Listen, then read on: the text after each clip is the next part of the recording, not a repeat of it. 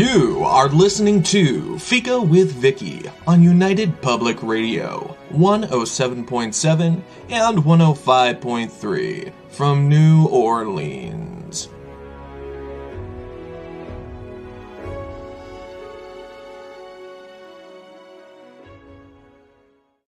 I've got one.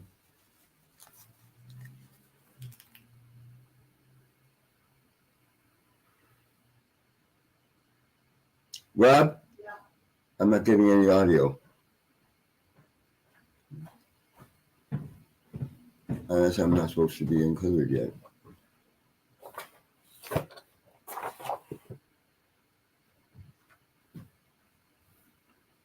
No audio here.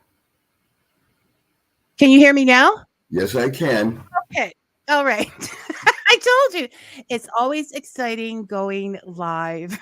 Yes. Are we live on the air now? We're live on the air right now. People driving in their cars can hear us. As Jerry Lewis, anybody old enough to remember that name, as Jerry Lewis would say, "Hey, lady, you made a mistake there on that little horizontal crawl, the chyron. It says co-producer, capital co, capital producer. Then it says co-star, capital C, but lowercase s for star." I know, but that did not look good on the poster. Well, you're supposed to let me do the introduction, Mitch. I said. What can I say? I don't know how to restrain myself.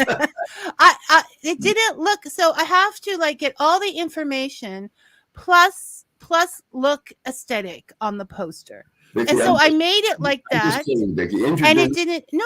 I understand you're just kidding, but I need to defend myself. Okay, rewind back to the beginning. We have audio.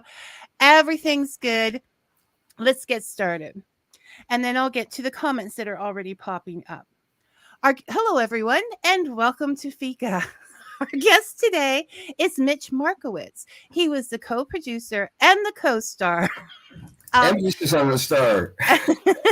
Of the Hilarious House of Frightenstein, a meant for children's program that first aired on September 4th, 1971, out of an independent station in Hamilton, Ontario, Canada.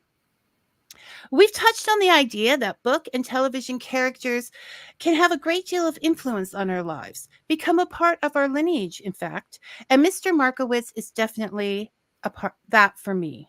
And others. How? Once upon a time, a 9-year-old Vicky came back from school and there was something new on her TV. In a rural area with only maybe 5 channels, it was colorful, musical, monsterical, and pure magic. In short, it was raw creativity. It broke the barriers of traditional television, and she was glued and would be for a very long time. Up to yesterday, I believe.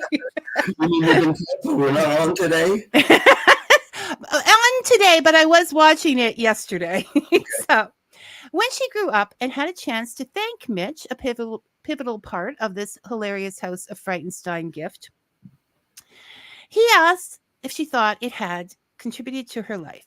And what she thought as she looked across at her husband on the other side of the aisle was, yes, I have one husband that I dress up in many different costumes. So yeah, it has and still does. And she also thought that Mr. Markowitz was a fine gentleman. Excuse me 1 second. Are we not going to mention that your husband happens to be a good friend of mine and has been for years? The three of us have been like a family for years. Yes. No, I'm going to get to that. Okay. She may have changed her mind about Mr. Markowitz being a fine gentleman in the time since then. Okay. So, okay. Mitch is a good friend. We've had dinner together. Families have met. He's always around, always been there. And we have to bring my husband Dave into this because they are buddies. So we work together. What's that? You and I. We work together. I'm getting there. Oh, okay. I'm sorry. Okay, I gave strict instructions. I said, let me finish the introduction and then you can talk all you want. You're just giving one of these when you're finished. Go ahead. Okay. Which brings us to today. Mitch, look what you've done. And the legacy of a show that contributed to many lives. I know because having met Mitch, he became a friend. And continued to inspire me. I was given the opportunity to work with him at Comic Cons and other such events, and heard the stories of others who traveled far and waited in long lines to thank him as well. And I watched as he took time with each of these once children, listening, asking questions, taking pictures, and signing posters, all for free. And so, Mr. Mitch Markowitz, I present you with the very first ever Fika with Vicky Legacy Award.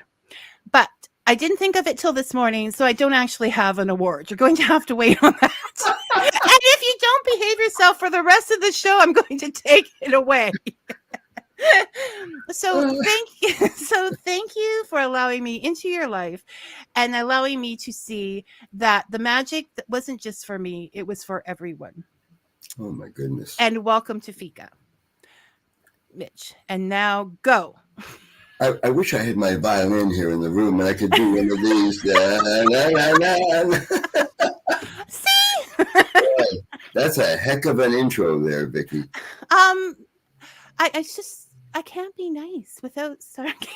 Now, wait, in all due respect, I should say, that's a hell of an intro there, Ms. Vicky. Now, listen, I got to say one thing. I have to say one thing and one thing only, then I'm going to go watch TV. I'm watching CNN. Always. But I have to say how impressed I am with the fact that you've evolved and grown into this superstardom of yours. No, I don't think so. Having followers all around the world. I mean, that's when we met, that wasn't Vicky Benison. That was 10, 11 years ago, and right. I was in a different place in my life. Life changes with the different places that you Hallelujah. Right? And you broke on through to the other side. The other side, and I'm still getting abused from. I don't have followers. I just have people that listen to the show, and hopefully, welcome to the world of being a celebrity, and you deserve that name and you deserve that title after having successfully done more than your 90-day option. I mean, at that which point, if they didn't like you, they would have flushed the toilet. Well, Mr. Markowitz, what's wonderful words you use, like flush the toilet. Oh, God. You can call me M&M because I melt in your mouth, not in your hands. Thank you. And thank you for all the encouragement along the way. And we're just trying to get people to see that reading and stories come in a lot of different ways, and they all work together to bring more happiness and joy to life, or scariness, or laughs, whatever. All the different things in life. Now, before we get started, I have to take a minute and say, mark through the ones that say I'm good. So Shelly Dawn Turner says hi, and she says she absolutely loved the show as a child and still loves this show. Jamie, we know Jamie, says hi, Vicky and Mitch. Oh, hi, Jamie. How are you? What my favorite all-time artist in the world. The guy right. A genius. Jamie does different illustrations of different shows and celebrities and things, and he's done quite a bit for the Hilarious House of Frightenstein. He recently did a librarian, which is my favorite character picture, which is just wonderful. And just go on Facebook and knock him in there, and you'll see him. He's right? a terrific guy, and all his Frightenstein art is available up there at J. Pruden Art. I knew that you would know. On Twitter, yeah. Okay, this is Dave. There's a comment for you here. Are you? I don't think you. We'll let Dave answer that one. Okay. From Derek, Robin Sims says this is just awesome. Allison that I think I met when I was at London Con with you, says hello. Thanks for watching, Ellison, and hello right back at you. Wow. Um, Hi. Tamara says hello, guys. Hi, Tamara. Thank you for listening. And Well, that oh my name's goodness, we've just been okay. So hi, Francis Ann Hopkins says hi. Brian Fowler Foley. Okay. Mitch knocked me off speaking properly. So Brian says hi. hand signals. Al Little says hey from the Hammer, which is where it all started. Right? So hi, Al. Justin Snicker says hi from Dr. Snick with the music. Oh my goodness, isn't that great? We're putting a nice party together. We are having a Halloween party here. And Dr. Snick also does the music for The Outer Realm, another program here. Speaking of Dr. Snick, by the way, and holidays, I did a song, a record with him called "It's My Halloween Party, and You Can Die If You Want to." It's a blast. It's so funny. We have a copy of that. Yes, it is. I think it's available on YouTube, and it's so funny because when he approached me about this, I said, "Well, you're a good doctor and you're a nice guy, but I can't sing." And he just and I said, "You know what, man? Don't worry about it. Just read the script that I gave you. I'll fix it from there." So he came over and sat down at my kitchen table with all his microphones and speakers and stuff, and I recorded my part. And he said, "Okay, thank you very much. Goodbye," and left me with a Dr. Snick T-shirt and went out the door. And the next thing I know, I heard the record. It's great. He makes it sound like I'm really singing, and I don't know how. I can't even keep time. It is the magic. There is so much magic out there now that wasn't available back when Frightenstein. We're talking about magic. Back up a little bit. We're talking about Jamie Pruden. You got to be careful with that guy because when he's not creating art, he's a hypnotist. He does a hypnotist act, and he's real good at it. So if you find yourself standing on your head on the kitchen table, it's because Jamie said, "Vicky Sanderson, you are going to get on the kitchen table on your head and wave your hands back and forth." Just thought I'd mention that. Okay.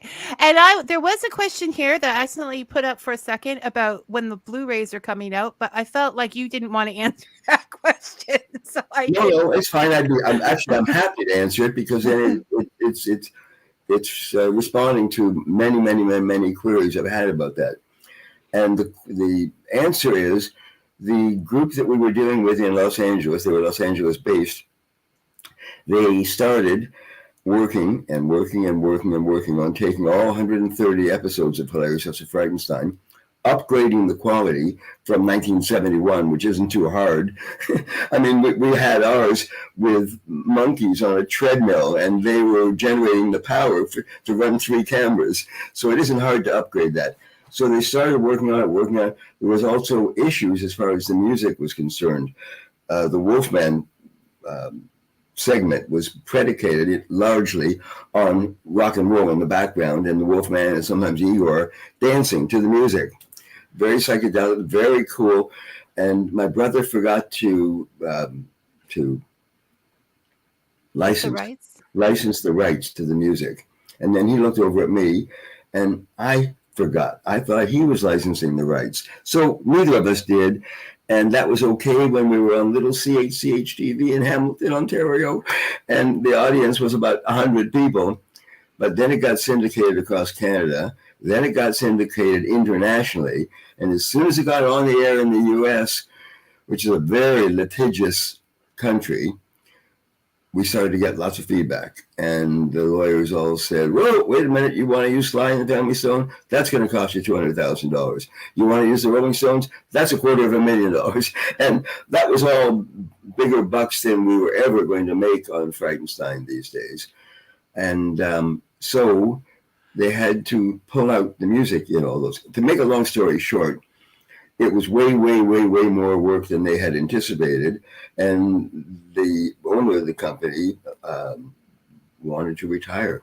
So they just pulled out of the arrangement. And that was the end of the Blu-rays for that particular group.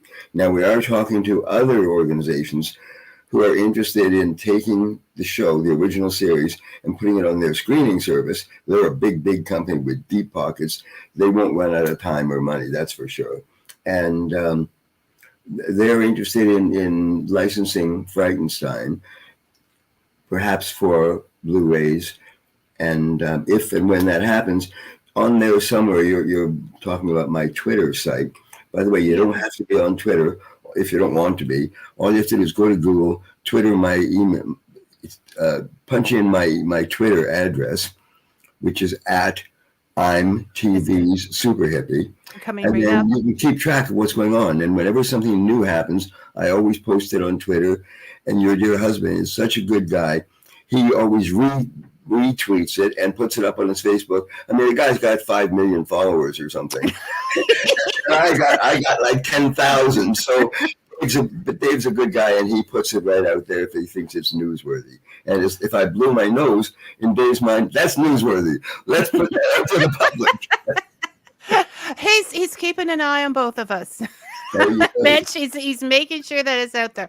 Okay, Brian, I apologize. It is Brian Fowley, and hopefully I got that right.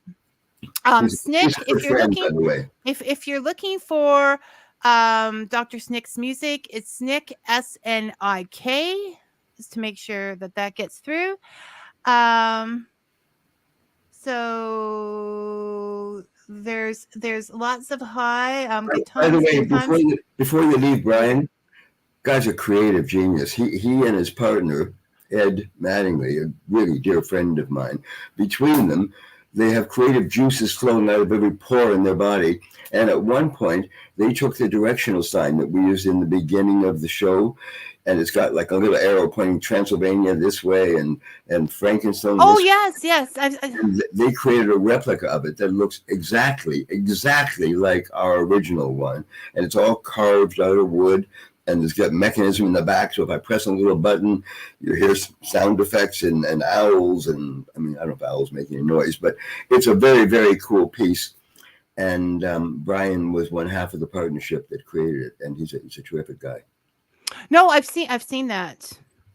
I've seen that when I've come to your house. It's excellent. And it should be up. See, now who's missing what, Mitch? That should have been in your background.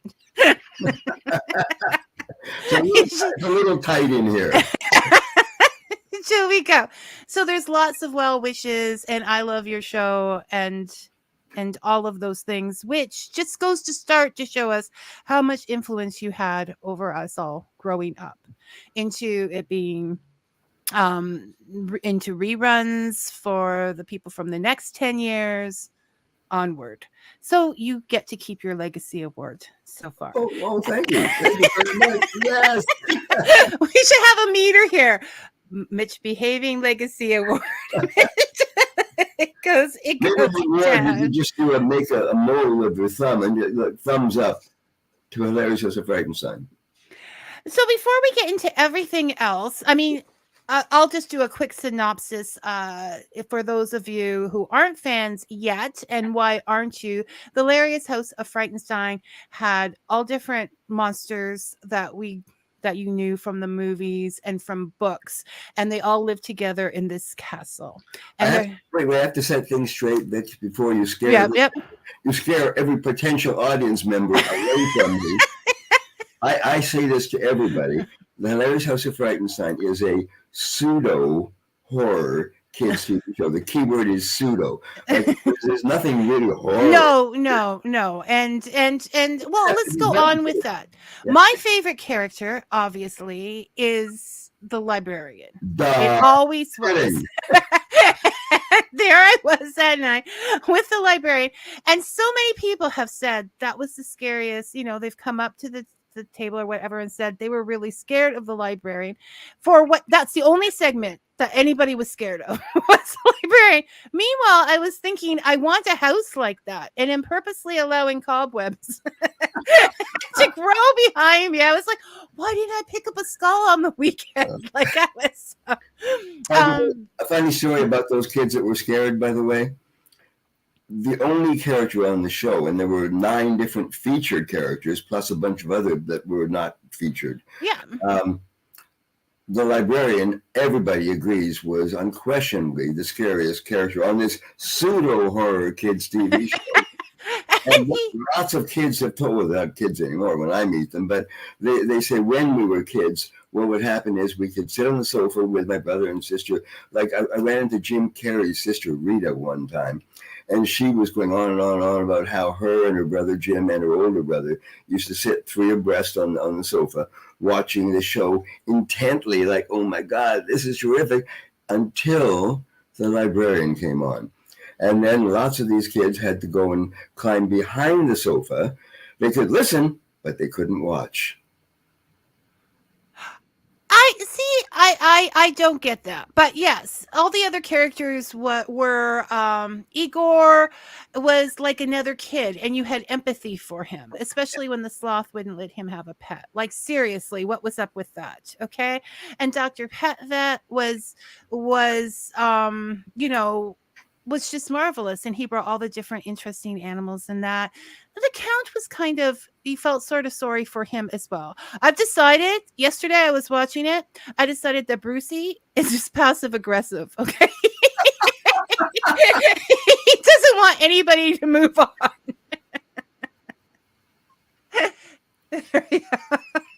There we go. So okay, it was a take on, but it also had to have a certain amount of educational in it, didn't Content, it? Content to fit the Canadian CRTC, Canadian Radio and Television Association. Yeah, very high standards they kept. They held us up to. I believe, if I remember correctly, the content had to be 60% educational content. Right. Well, because Canada sort of took pride in its educational television for kids. Yeah. And so it did. It had all the librarian read was Aesop's tales. I just really liked, and you did use royalty free on that, and public domain. What's that? Public domain. Public domain. Yes. You didn't bother with the music, but you did get it. You did get it on that. And I want to get this right. Dr. Snick. No, not this Dr. Snick. The doctor on the show, the professor. Professor Julius Summer Miller. Right. We actually spoke. I spoke to people who entered the science field because of him. Yeah, I spoke to lots of people who have said they opted to go into the sciences purely and simply because they felt he was so entertaining, and he was. I'll tell you actually where we found the professor. My brother and I were huge fans of Johnny Carson back then, and we used to watch a show every night, the late night, the Tonight Show. And he had our professor on, maybe a couple times a year. He was a big fan of his. And the professor would come on, do one of his scientific experiments, and Johnny would be awestruck at it. And then when we started to do Frightenstein and write it, well, we didn't do much writing. It was mostly ad-lib. But when we started, really? When we started to do Frightenstein, we thought, if he would agree, what a natural that would be, because he was such an entertaining guy and totally educational content. So we just reached out to him, and guess what? He said, yeah, I'll come. That was the good news. That was the good news. Wait, there was some bad news. Oh. The bad news was we arranged to meet him at the airport here in Toronto and take him to the station. So we got there. My brother and I went in a limousine to pick him up, make him, feel like a big shot. And we were followed by a station wagon, which was going to take his equipment. So he got off the plane, and we greeted him, and hello, nice to meet you in person, and shook hands, and blah, blah, blah. And we said, okay, now your equipment's going to go in that vehicle over there. That was the station wagon. And you're going to come in with us in that big black limousine. Isn't that great? And he looked at it and said, no, I don't do limousines. I go with my equipment. End of that story. So he was old, and he didn't look like he was. It looked like this is the kind of guy you don't want to argue with, because he'll get back on a plane and go back to Boston. So we said, okay. And we left in the limousine, went back to Hamilton to the station. We got into the station wagon with the driver, And I don't know how this happened, but somehow the driver made a mistake and took him to London, Ontario instead of Hamilton. That's a big mistake. Yeah. So he called us when he got there, and we said, I don't know how that happened. But one thing for sure, if you would have come with us in the limousine, you would have been here now in backstage having Channel 11 coffee and donuts and all that kind of good stuff. Anyway, the guy got back in his station wagon and drove all the way back to Hamilton. And that's, I thought, Professor Julius Summer Miller's story. Your turn. So, thank you. I have the talking pin up. Now I forget what I was going to say about that. No, no, it's. I have a feeling that there was coffee drinking, donut eating. Like I have a feeling that backstage of that show was just a blast. Like there. There was no backstage. The truth is, we used so much space for that set. It was the biggest set CHCH has ever seen. We used every inch of it. And so a lot of people, sometimes we had to do the changing from one outfit to another right there on the set. I mean, it's not such a bad thing, but there was no sort of extra space. There was no green room. The donuts and the coffee were in the corner. And God forbid you get that mixed up with Griselda's concoctions. That was our witch, of course. Yes. Something made of bat guts and rat tails and all kind of interesting. And I love the boxes with just tiger fur magic markered. The whole process took 15 minutes. So that's the thing. Here is this little show coming out of Hamilton, and with no budget basically, and not wanting to spend all the budget because you want to have some money afterwards. And it managed, as Brian here asked, to get Vincent Price, the king of horror movies, or one of them, anyways, that we would know. How did you do that? Boy, that's a tough question. I'm not sure how to answer that. I'm just kidding. Just kidding. I was going to say, you've answered it every other time I heard it. Yeah, it's just kidding. The secret there was, are you ready for this? We asked. Isn't that the thing? And the truth is, for any of you Godfather fans, we made him an offer he couldn't refuse. And the offer was very simple. We got in touch with him.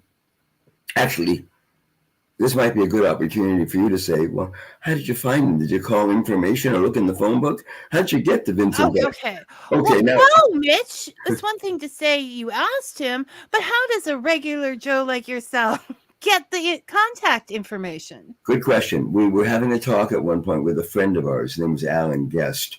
And he owned an animation business. Actually, he had the biggest animation company in Canada at the time. And we told him about our dilemma. We put our foot in the mouth and made it clear that we could get Vincent Price, that we already had him. Now all we had to do was get him. So our friend Al said, you know what, don't worry about it. I think I can help you. I'm friends with Fourier, his name was Forrest Ackerman, who owned a magazine called Monster Magazine, I think it was. This was 53 years ago. That's why I said, I think. It was the biggest monster magazine in the world. And he gave his contact information to us. So we got in touch with him, told him we were trying to reach out to Vincent Price. And he said, well, and we said, have you got anything to sell or we could use? And he said, well, I own the rights to a whole bunch of black and white photographs, horror-oriented black and white photographs. So we said, oh, well, why don't we license some of those from you? And he said, oh, that'd be swell. So we licensed, I don't know, a dozen pictures or something. And he said, now, you want to get in touch with Vincent Price? I'll give you his phone number. And he did. And the rest is history. We made him an offer.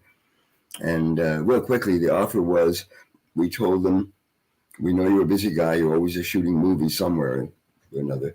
We said, we'll get you in and out of town, do all your parts in 2 days. Now, it didn't work out that way, but that's what we said.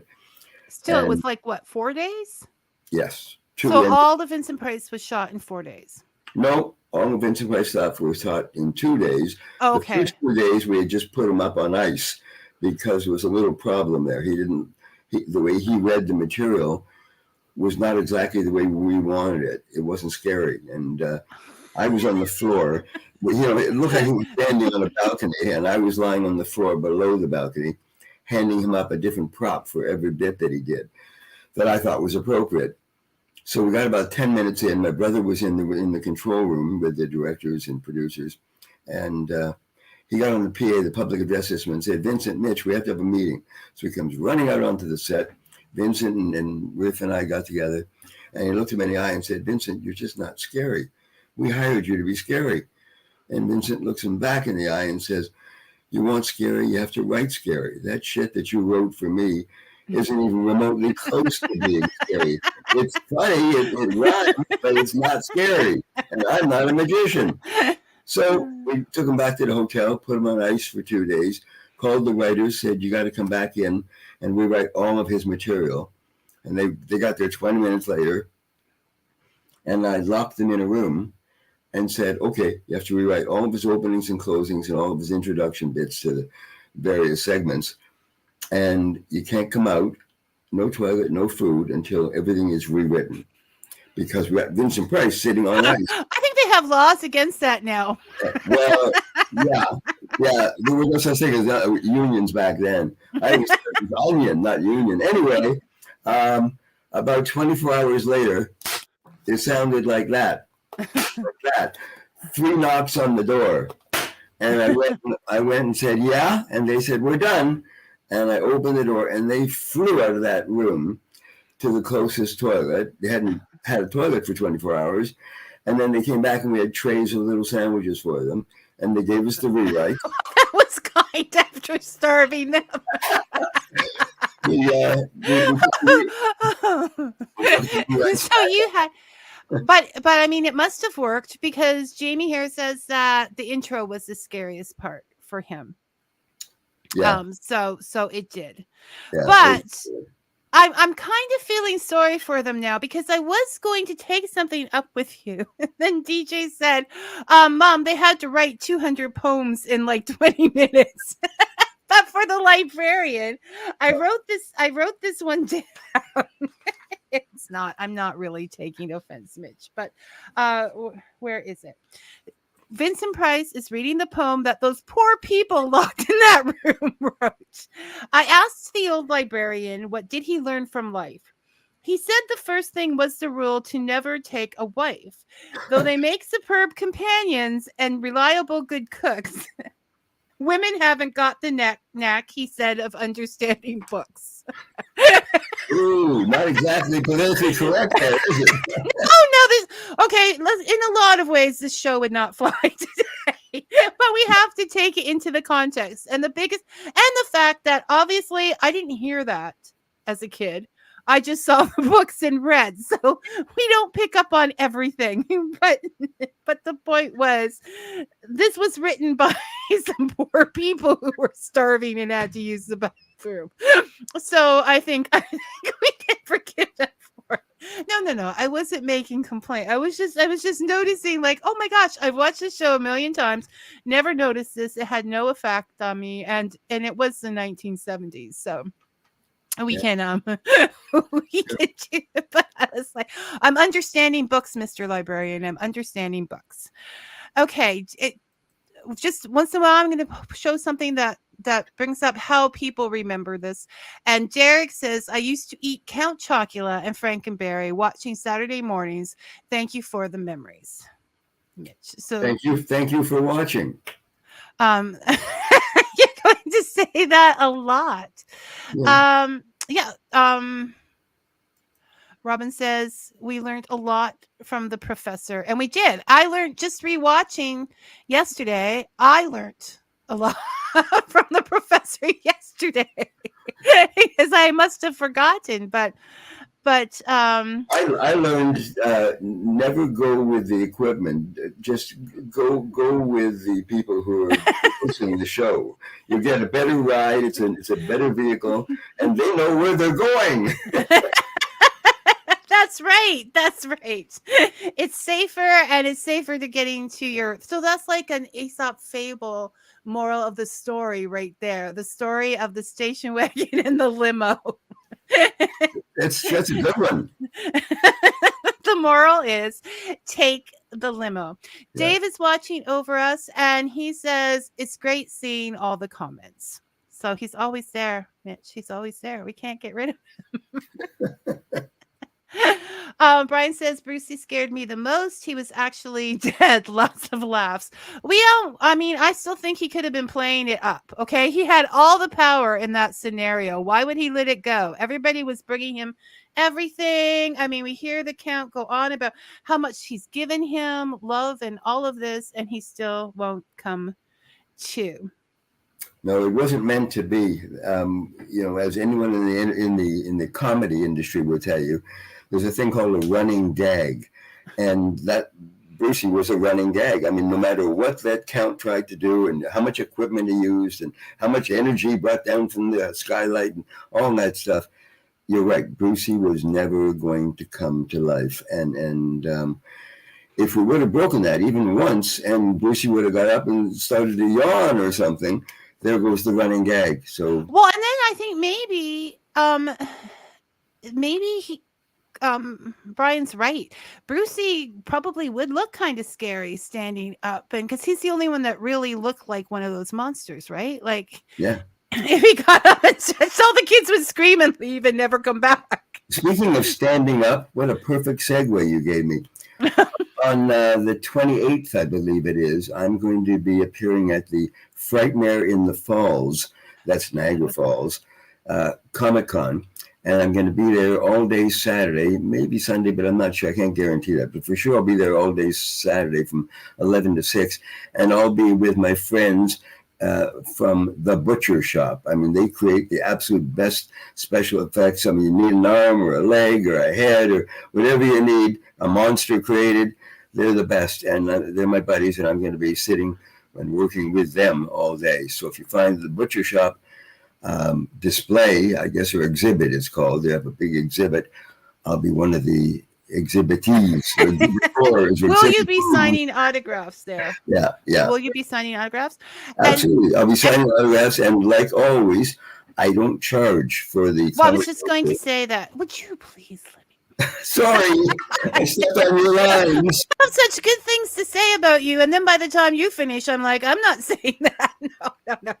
I'm sorry. Having worked with Mitch, he will take time with each of you, taking pictures, asking you questions, listening to your stories, and signing posters that he supplies, this big, all for free. He's still the punchline because his fans are important to him, and that is why the franchise is still growing today, because you take such good care of it. Mm-hmm. So, Hamilton Comic-Con dates and times again, Mitch? No, not Hamilton. I mean Niagara Falls. Okay, right, I did the last. Yes. I did the last Hamilton Comic-Con. That was great. I had a great time. But the next one is Frightmare in the Falls. Right. I believe it's October 28th. And it's the same people, so they're not going to get mad at me. No. By the way, it's in the Niagara Falls Convention Center. Right. And there's always a lovely group there. Yeah, lots of big celebrities and are going to be there that day, and lots of vendors with cool stuff to sell or buy or whatever. It's going to be a fun day. Okay. Sorry. That's okay. We'll have to have a nap once in a while. I was reading and it didn't come up. Okay, somebody wanted to know, Robin again. Okay, he was wondering what happened to all the sets. What the sets? All the sets for the show. They didn't have sentimental value then, so you just... No, it didn't. And we had never, ever, ever in the farthest realm of our imagination thought that this was going to be anything other than what it was, what was sold as. We sold it to CHCH. We said we would do 130 hour-long episodes, which took us 9 months. It would have taken any other normal people 4 years to do that much product, create that much product. And then we thought for sure it was going to die and go to television heaven. But as we all know, it didn't work out that way. It ended up getting syndicated across Canada, and then it got syndicated in the US, and it's still on now, like you said, 53 years later. It's available on, at the moment, on Tubi, T-U-B-I, Tubi streaming service, Plex, P-L-E-X streaming service, Amazon streaming service, and we're in serious conversations with another big-time streaming service based in the US, but they're available everywhere. Isn't it still on Crave?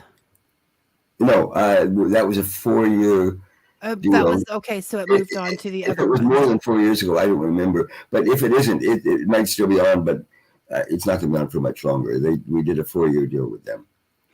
Okay, I'm going to take a couple more questions, and then, oh my goodness, time is going quickly. Tamara would like to know what your favorite memory was from making the show, Mitch. My favorite, you know what? There was no favorites. It was unquestionably the hardest job I ever had in my life.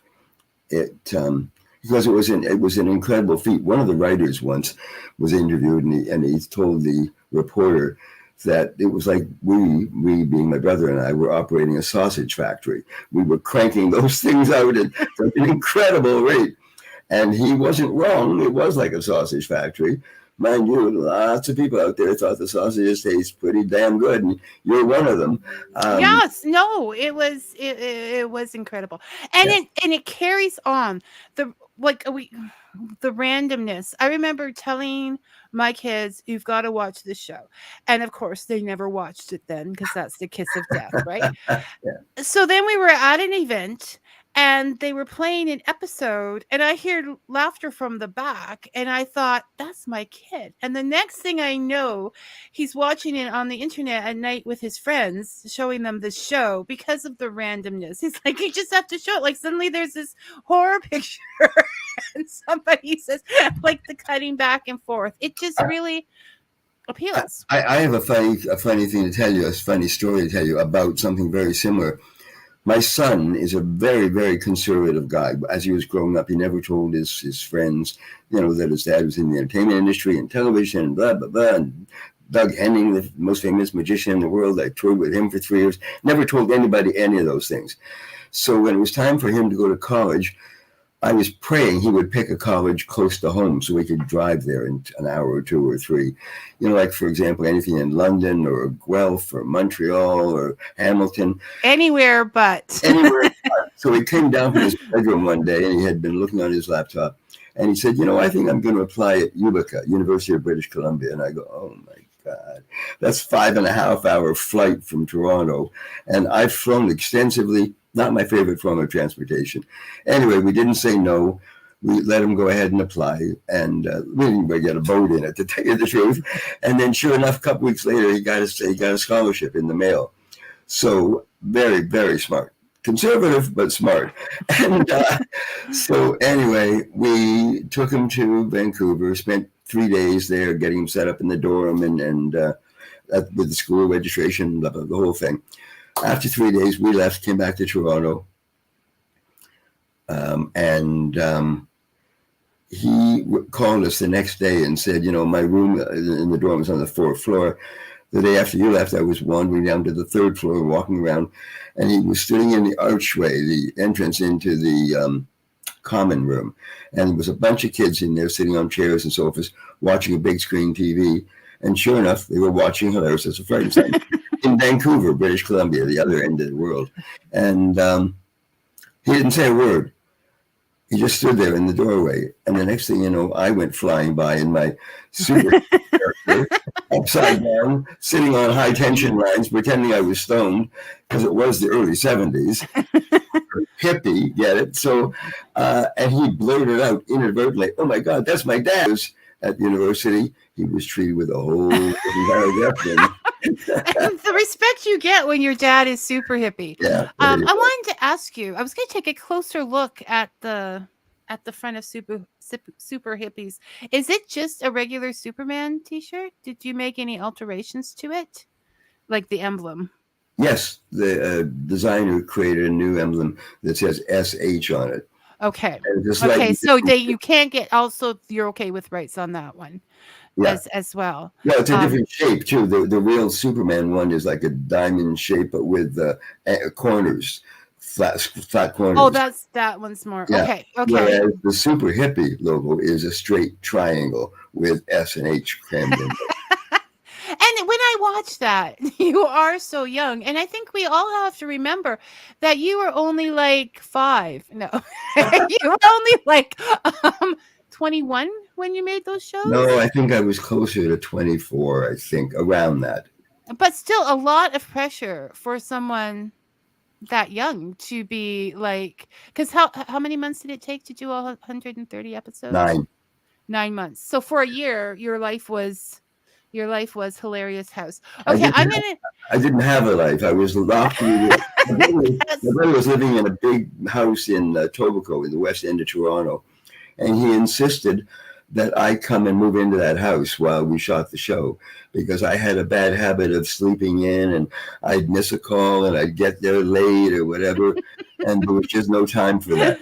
So he decided he was your guardian. Every night he locked me in the bedroom and they let me out in the morning. Occasionally the staff threw in a girl or two, but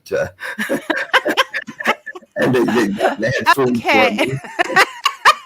That was about it, though. And the show is rated PG, but this one may not be. Yeah. All right, so I'm just gonna go through some of these comments because, oh my goodness, we want to get to what you're doing now. Okay, so you're gonna have to go through this and watch it again. I'm sorry, so you can see the comments, because people are just sending you love. Derek says he'll see you the Friday of Frightmare, so you have him coming.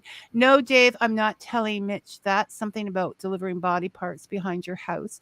Kathleen Grant Walker loved the show, and it's definitely a favorite in her house. Thank you. Monica Moravan says she's going to add to the Mitch love. You're kind, genuine, and take time with anyone who ever stops to chat. Definitely. Thanks for keeping Hilarious House of Frightenstein alive and bringing new memories to a new generation. Deep River says, so awesome. Mitch is such a great guest. Colleen Scott says, sorry, I missed this. Will Mitch be at Frightmare this year? And yes, he will. Okay. A Canadian classic from Mike needs more. Classic needs more love.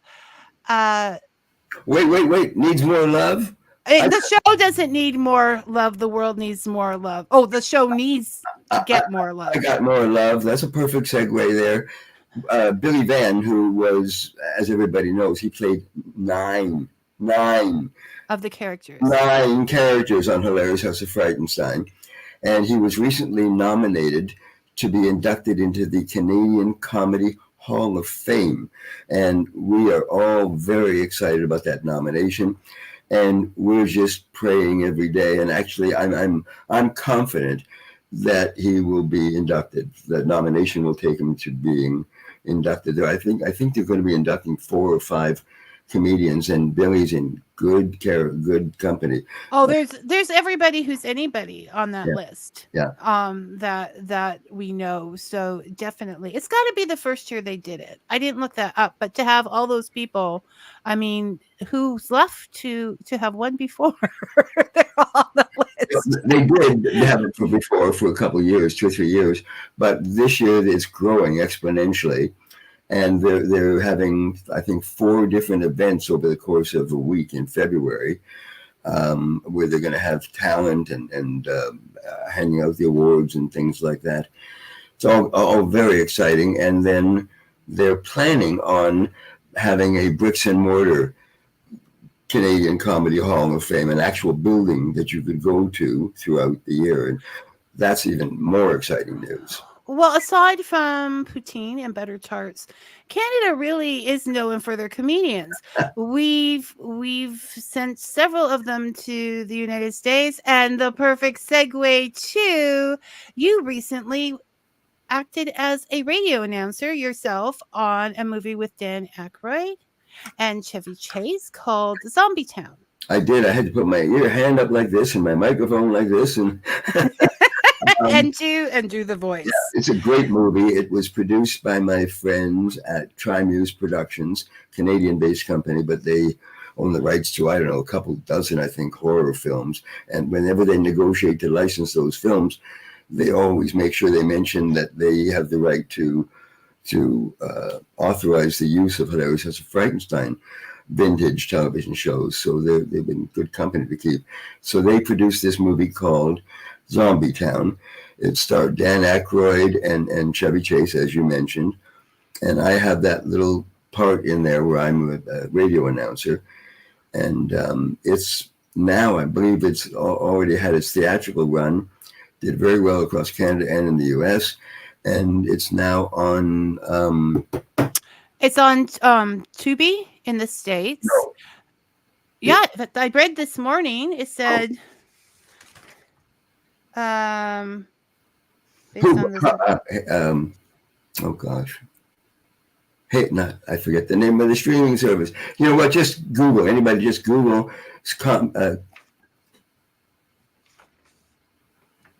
Sorry. You're sure it's not Tubi?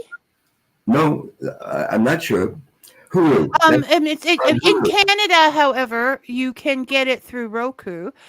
Because you can't get Tubi in Canada. That's what I read this morning. No, so, Tubi you can get Tubi in Canada for sure. Can you get Tubi? Well, you can get it through the Roku yes. streaming. Yes. And sorry, I have to segue here. And you can also listen to Fika with Vicky on Roku. Watch Fika with Vicky on Roku using the UFO Paranormal Radio and United Public Radio channel. Okay. See? So I know it was Tubi because I was working that one out in my head. Okay. What else is new, Mitch? Oh, he froze. Okay, so I'm just gonna start talking about some things here for him and leave the phone on because there was some internet problems earlier today.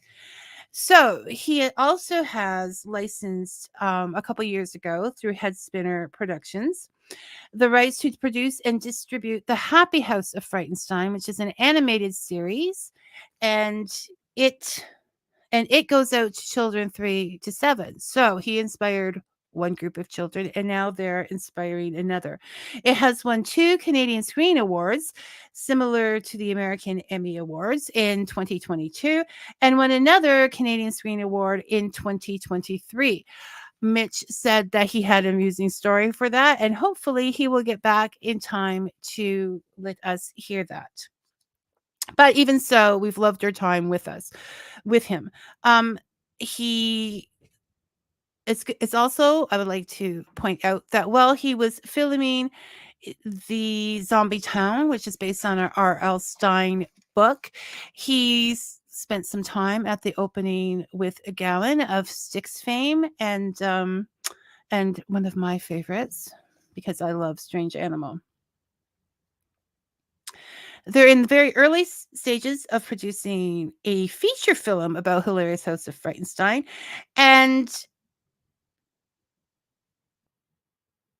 not much more information on that, but we will see if we can get more information about that. His documentary is close to being, well, the industry is getting near to being done. And he's worked on a couple of other movies that I hope that he will get back to talk to us about. I'm going to tell him to make sure that he rewatches this so that he can see all the comments and all the love that you sent him. I just have the phone on in case there's a call or they're trying to get back in. So, why, you ask, Vicky, does this end up in a book? a show about books because we want to encourage reading in any way we can. And when we take a very prejudiced view on where the sources of that inspiration comes from, we miss out on a lot. So I, for example, have loved books my entire life, and I loved Hilarious House of Frightenstein, the creativity behind it, the images of those classic stories. And we'll bring that on to the other day. I was in the dollar store thinking about Frankenstein and Mary Shelley, and I had just seen an episode on the X-Files that was based on Frankenstein, and I found graphic novels. Dollar store, if you're in there, $1 of the Frankenstein story, and remembered that my teacher had a bunch of graphic novels in her classroom that you would get to read if you finished your work early. And so I was introduced to all kinds of these classic stories through this. And if a child becomes interested in Count Dracula or whatever, due to a show like this, it's going to lead to more reading of those things, as well as the poetry and the poems. Just wordplay is always important. Um, so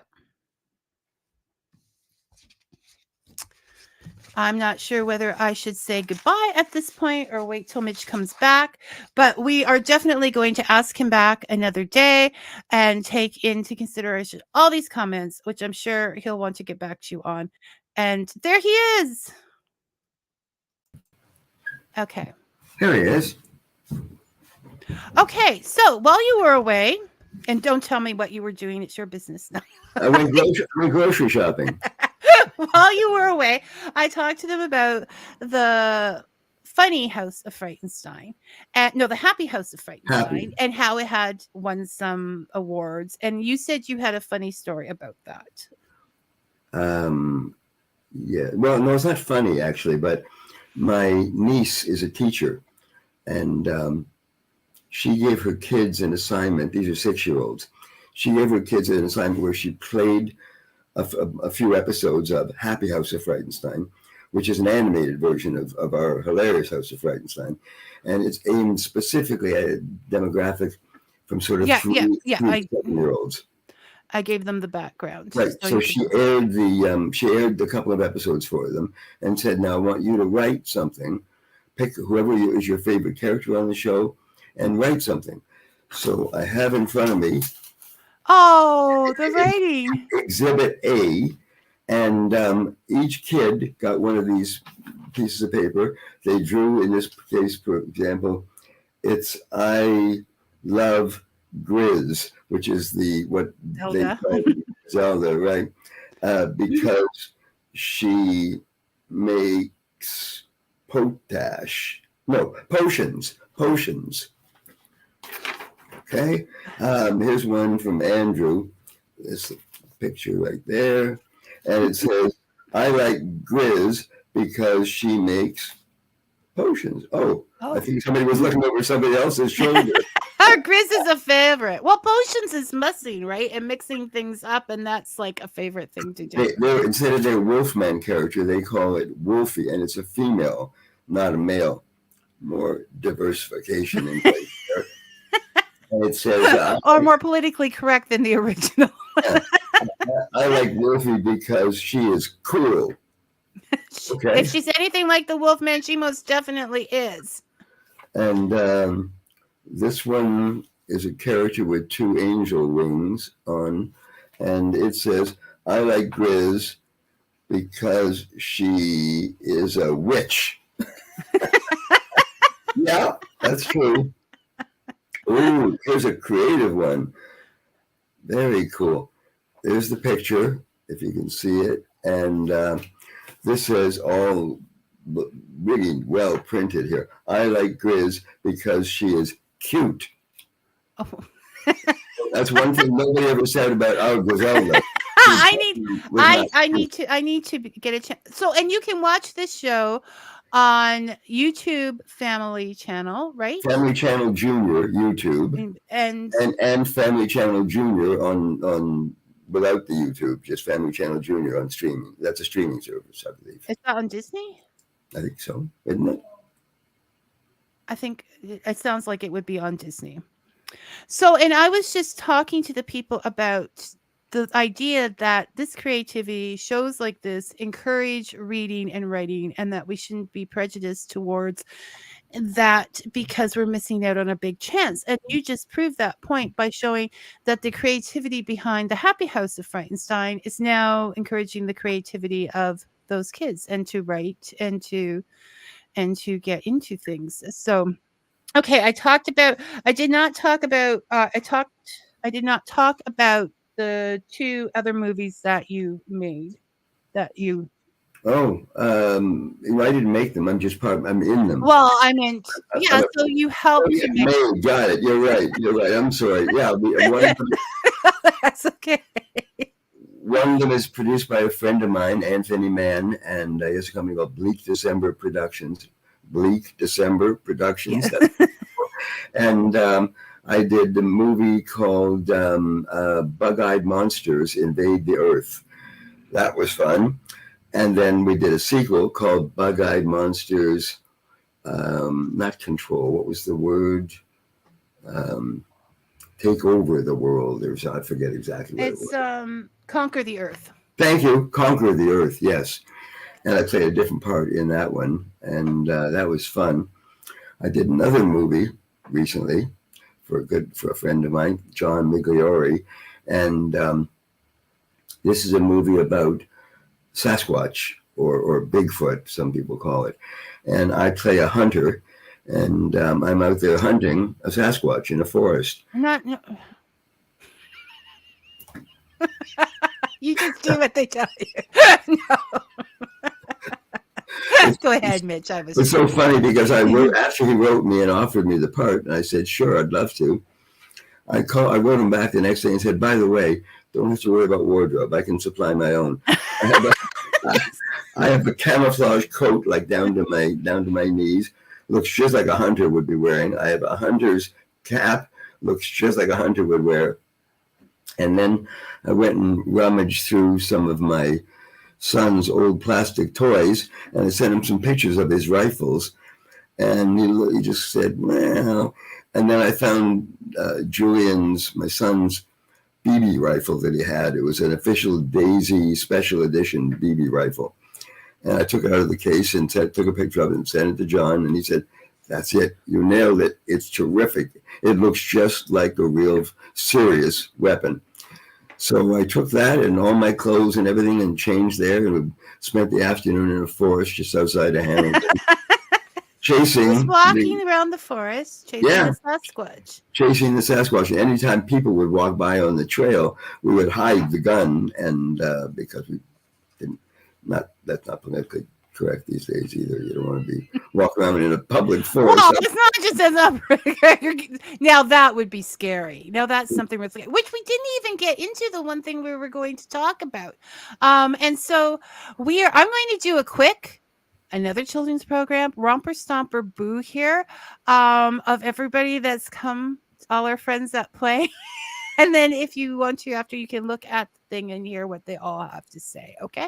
So we talked to Catherine, Tamara, we talked to Monica, Deep River, Colleen, Derek, Mike, Brian, and Tamara, Mark, Andrew. Oh, hi, Andrew. You know, Andrew helped you move. Hope all I the best absolutely with do. you, Mitch.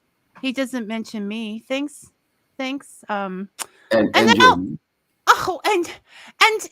here we go again. And Jamie, yes. Dave is now saying read some of the comments. Oh, I think because I was out of air. Yeah, but I can't read the comments and answer questions that are meant for Mitch, Dave. So what is that? Your director husband? Yes, he's in the comments saying read the comments.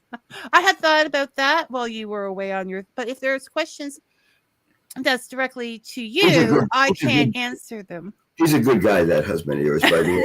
I'm so happy he lent me his sweatshirt today. All his wardrobe, our Hilarious House. When we had to get the new car, the important thing was that we could get another Hilarious House sticker for it or to put it on. He's a promoter, Mitch. He's a promoter. That's for sure. So you are going to have to come back another day so we can talk about all Tomorrow? of those other Tomorrow? things. Tomorrow. Oh, tomorrow I rest. And now I'm going to be stuck watching the other 70 episodes of Hilarious House of Frightenstein that I didn't watch Listen, yesterday. I would be happy to come back whenever you like. Invite me because I'm honored to be in with the kind of company that you keep. I mean, you've got every major author in North America, in the world, actually. Major author. That are all, no, they are, actually. Wait. Let me rephrase that. Every author I have is major. They are all contributing, and the indies have an independent voice that we need to hear today. Okay, sorry, Absolutely, I yeah. had to do a disclaimer. Yeah. So thank you, and I want you to know that it's not, and I want everybody to know that reading is not this highbrow activity. It can be fun, it can be group oriented, and it can start with the Hilarious House of Frankenstein. Oh, hallelujah. So thank you for that and all you've contributed. And I'm going to say goodbye for now. And we're exhausted, Mitch. We've just tired ourselves out. And yeah, we'll be talking again. Me to the party. And thank you everybody for listening. And I hope you all had fun at play. And I'll just say, and thank you for all you guys that called in. That was so nice of you. it's nice to be able to have people talk and be a part of it. And Make sure you tune into more of Vicky's shows because they're all interesting. Oh, well, thank you, Mr. Markowitz, for saying that. Okay, we'll talk to you later while we're still talking. Bye. Bye. And thank you all for listening. To everyone else out there, I'm just going to take the comments down now. We can go back and listen to them later. I have to do that so I can do the other things here. And right in my background. Okay, so I will see you all again next week. Until then, may your coffee be hot and your story sweet. It was fun, guys. See you later.